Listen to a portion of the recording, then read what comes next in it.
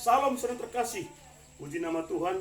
Pagi ini kita bersyukur oleh lawatan Tuhan, penyertaan Tuhan. Kita boleh ada ibadah kembali, sekalipun dalam rumah tangga kita.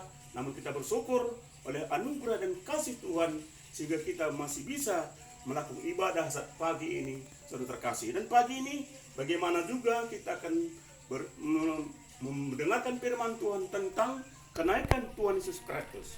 Saudara terkasih, mungkin seluruh dunia juga melaksanakan, bahkan melakukan seperti apa yang kita lakukan pada saat ini juga. Saudara terkasih, bagaimana tentang kenaikan Tuhan Yesus Kristus itu, dan bagaimana juga tentang kenaikannya juga, itu bagaimana menyiapkan tempat bagi kita. Untuk apa dia naik, untuk apa dia berangkat ke surga, untuk menyiapkan tempat bagi kita. Karena jelas di sini dikatakannya di dalam Yohanes 14 ayat 1 sampai 3, jangan gelisah hatimu, karena di rumah Bapakku banyak tempat tinggal. Jelas dikatakannya, jangan gelisah hatimu, karena di rumah Bapakku banyak tempat tinggal. Itu sebabnya saudara terkasih, dia naik ke surga untuk menciptakan tempat bagi kita.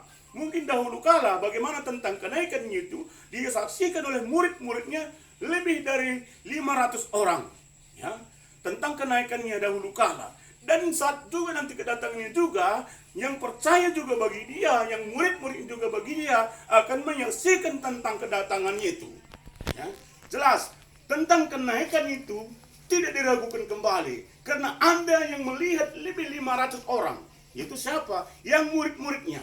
Dan juga tentang kedatangan juga akan disaksikan juga, sama tentang kenaikan di surga, sama juga nanti tentang dia datang ke surga, ke tengah-tengah dunia ini untuk menjemput orang-orang yang percaya bagi dia. Itu sebabnya dia menyiapkan tempat bagi kita, agar di mana dia berada, kita juga berada di sana. Itu sebabnya saudara terkasih di dalam Yohanes, ya, Yohanes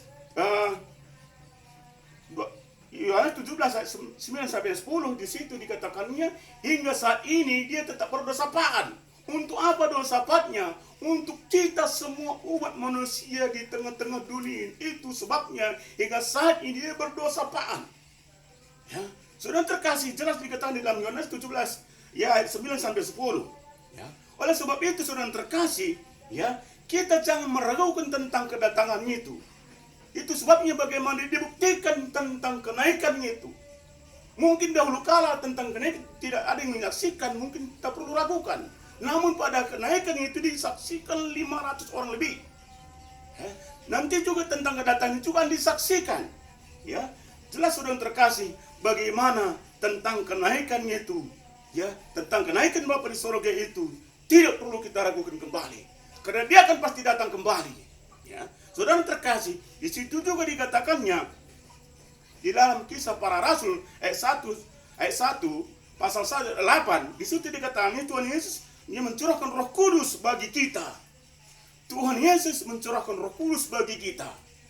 Ya, di dalam Kisah Para Rasul pasal 1 ayat 8. Dan bagaimana juga di saudara terkasih di dalam Lukas pasal 21 ayat 5 sampai 28, menjelang tentang kedatangan itu nantinya juga, ya, banyak orang-orang yang merasa ketakutan, ya, tentang masa COVID-19 ini juga. Mungkin ini tidak seberapa, tetapi yang paling mengesankan nanti, mengherankan tentang kedatangannya itu, ya, di mana di situ dikatakan di dalam Lukas pasal 21 ayat 5 sampai 28, menjelang Tuhan Yesus datang, banyak orang-orang merasa ketakutan dan cemas.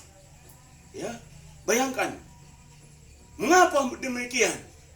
Karena mereka tidak percaya, ya, tidak percaya tentang kedatangan itu. Jelas saudara terkasih, bagaimana COVID-19 pada saat ini. COVID-19 pada saat ini belum seberapa. Yang nanti yang mulai mengherankan lagi tentang merasa ketakutan. Ya, COVID-19 ini juga mematikan, tetapi yang lebih mematikan tentang rasa ketakutan, kecemasan, kekhawatiran. Ini lebih parah lagi daripada COVID-19. Oleh sebab itu saudara terkasih, khususnya bagi jemaat di Kampung Kolam, jangan takut.